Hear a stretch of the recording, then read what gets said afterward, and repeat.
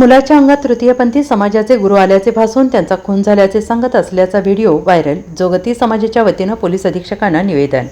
तासगाव तालुक्यातील मोराळे गावात लहान मुलाच्या अंगात तृतीयपंथी समाजाचे गुरु आल्याचे भासून त्यांचा खून झाल्याचे सांगत असल्याचा व्हिडिओ व्हायरल झालेला आहे. संबंधित प्रकार हा अंधश्रद्धा पसरवणारा आहे. आमचे गुरु शमनायक सोलापूरकर यांचा 3 वर्षांपूर्वी मृत्यू झाला आहे. याबाबत रुग्णालयातील अहवाल आमच्याकडे आहे. त्यामुळे जोगती समाज आणि तृतीयपंथी समाजाची बदनामी करणाऱ्या संबंधित महाराजांवर जादूटोणा कायद्याअंतर्गत कठोर कारवाई करावी अशी मागणी जोगती समाजाच्या वतीनं पोलीस अधीक्षकांकडे निवेदनाद्वारे केली आहे. याबाबतचे निवेदन पोलीस अधीक्षक कार्यालयात दिले आहे. मी शमनादाब सोलापूरकर. आमचे गुरु 3 वर्षापूर्वी मयत झाले. श्याम नायक सोलापूरकर. तासगाव तालुक्या येथील मोराळ म्हणून एक गाव आहे. त्या गावात कुठले बाबा आहेत ते दत्त महाराजचं मंदिर नव्हते.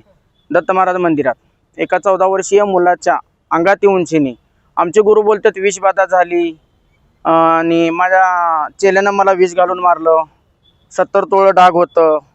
ह्याचा अंधश्रद्धा पसरूनशिनी आमच्या पूर्ण जोगती समाजाची मनं दुखलेले आहेत. आणि प्रथमतः मी सांगते की माझ्या गुरुला विषबाधा काही नव्हती. माझ्या गुरूंना 5 दिवस हॉस्पिटलमध्ये ठेवले होते. आमच्यापाशी सगळ्या प्रूफ आहेत. काय झालं तर आमच्या गुरुला काय नाही ते आम्हाला सगळं माहीत आहे. आम्ही 2 हॉस्पिटल बदललेले आहेत. दोन्ही हॉस्पिटलचे आमच्यापाशी सर्टिफिकेट आहेत, मयत दाखला आहे, सगळं आहे.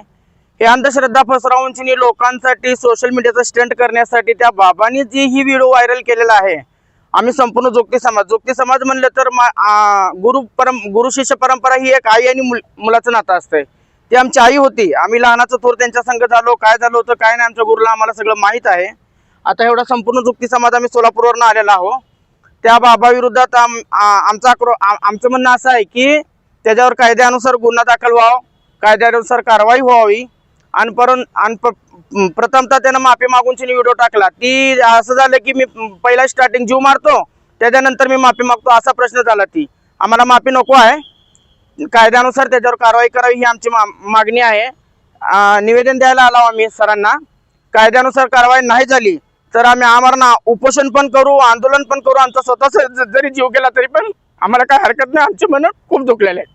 नमस्कार, मी सुजाता जगवाली, सांगली.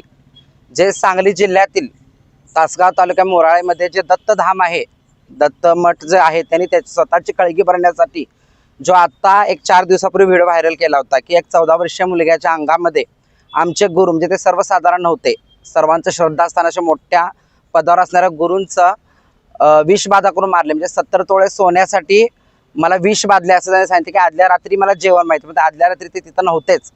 त्यांना आम्ही हॉस्पिटलमध्ये ॲडमिट केलं आणि त्याचे कशामुळे त्यांचा मृत्यू झालेला आहे त्याचे आमच्याकडे कागदपत्र आहेत. स्वतःची खळगी भरण्यासाठी आमच्या गुरुशिष्य परंपरा ही शेकडो वर्षाची परंपरा आहे.